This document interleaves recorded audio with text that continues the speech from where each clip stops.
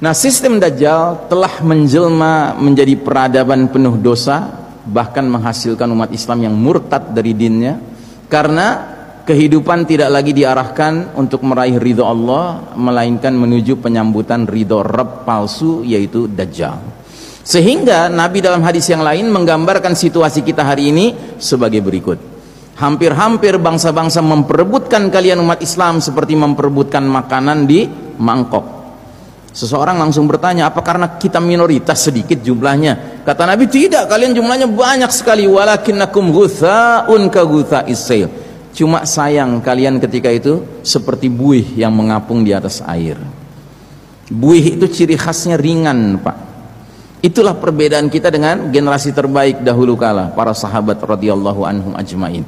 Mereka bobotnya berat, Pak. Bobot akidah, bobot akhlak, bobot ukhuwah, bobot ibadah, bobot muamalah, bobot infak sodakohnya, bobot dakwahnya, jihadnya berat, Pak. Nah, kita ringan, Pak.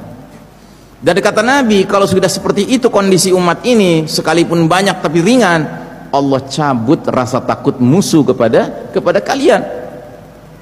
Hari ini musuh takut nggak sama kita, Pak? Nggak takut musuh sama kita hari ini.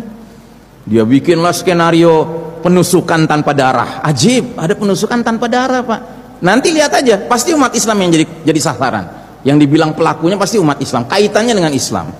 Gitu. Nggak ada takutnya, Pak, mereka dengan kita hari ini. Kenapa nggak ada takutnya? Karena kita nggak pantas ditakuti.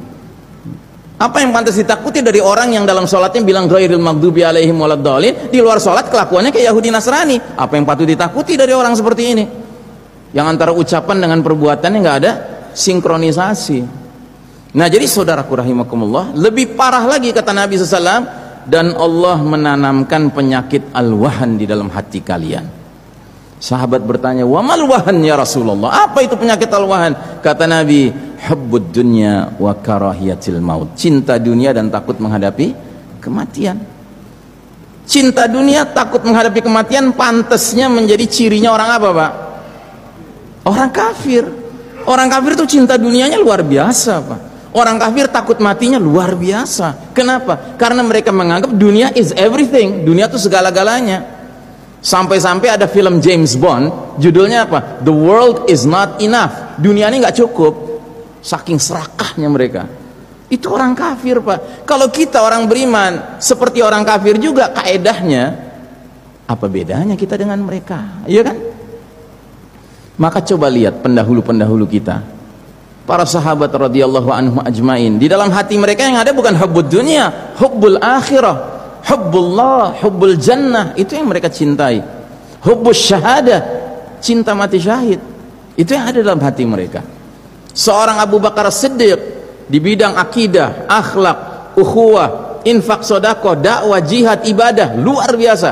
Saudagar kaya raya pula itu. Tapi prinsip hidup dia apa? Prinsip hidup Abu Bakar Siddiq, ij'alid dunya fi aidikum wa la taj'alid dunya fi qulubikum. Jadikan dunia sebatas dalam genggaman tanganmu, jangan sampai masuk ke dalam hatimu. Jadi di dalam hatinya Abu Bakar dan para sahabat lainnya pada umumnya, yang ada bukan dunia, al-akhirah. Ya. Kenapa? Karena dunia bukan tempat terakhir hidup kita. Bahkan dunia ini tempat kita mati, Pak. Nah, itu juga alasan kedua kenapa harus takut mati. Orang beriman mustahil takut mati. Kenapa? Allah sudah bilang dalam Al-Quran, kullu nafsin dha'iqatul maut. Tiap-tiap yang berjiwa pasti merasakan kematian. Kita ini bukan takut matinya, Pak, tapi takut mati yang salah. Itu yang kita takut. Dan kita sibuk berupaya bagaimana caranya mendapatkan mati yang baik, husnul khatimah. Bahkan ada di antara sebagian umat Islam ini, orang-orang beriman ini, yang tidak sekedar mau husnul khatimah standar umum, Pak, maunya mati syahid. Kenapa? Karena kata Nabi, orang yang mati syahid, yang mati di medan peperangan melawan musuh-musuh Allah dan terbunuh oleh musuh-musuh Allah, rasa sakitnya, matinya seperti digigit semut. Satu.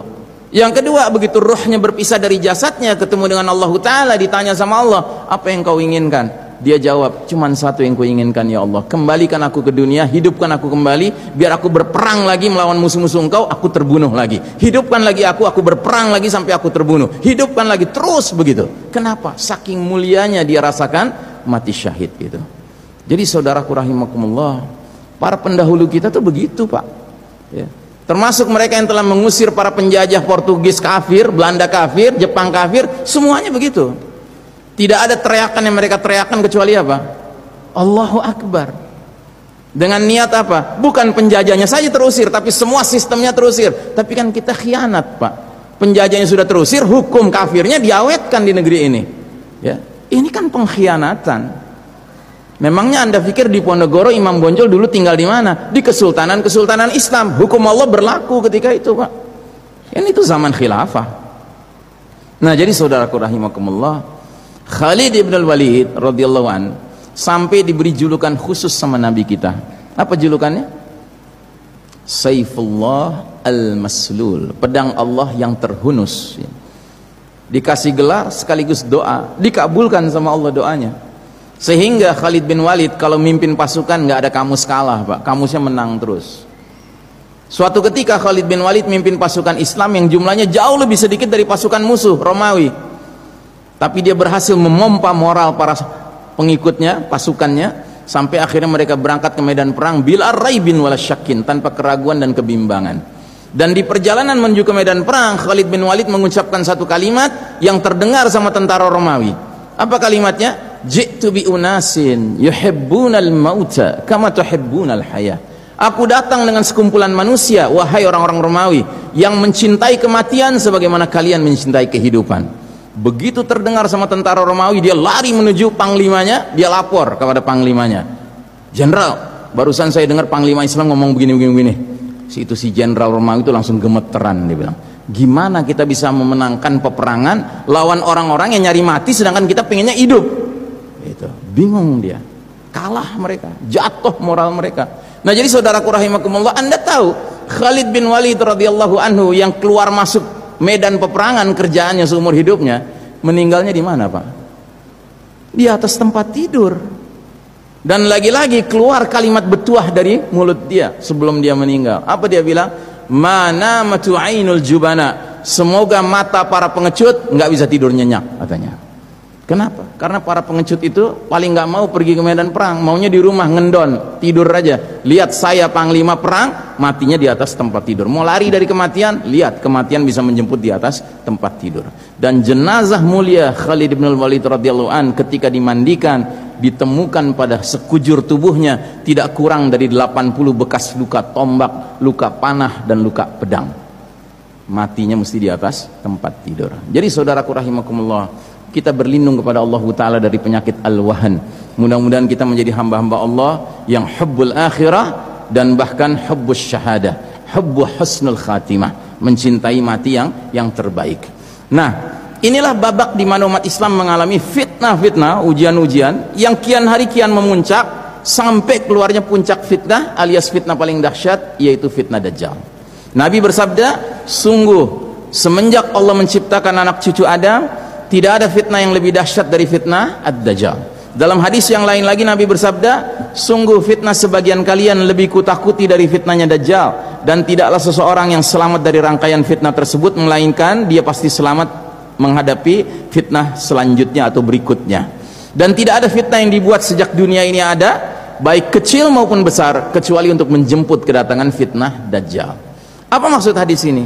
Maksud hadis ini, perjalanan umat manusia dari awal sampai akhir, Pak, itu fitnah akan makin berat, Pak, sampai si Dajjal keluar. Dajjal itu puncaknya fitnah, Pak. Dan kita sekarang hidup di era yang kata para pengamat akhir zaman, Dajjal tampaknya sudah di pengkolan jalan, Pak. Itu puncaknya fitnah. Kita hidup di era menjelang puncaknya fitnah. Saya tidak bermaksud menakut-nakuti, Pak. Kalau Anda merasakan fitnah sekarang banyak dan dahsyat, besok lebih berat, Pak. Lusa lebih berat, akan terus begitu. Yeah. Get ready, this will be a tough ride. Yeah. Siap-siap, ini perjalanan kita makin berat, Pak, bukan makin ringan. Yeah.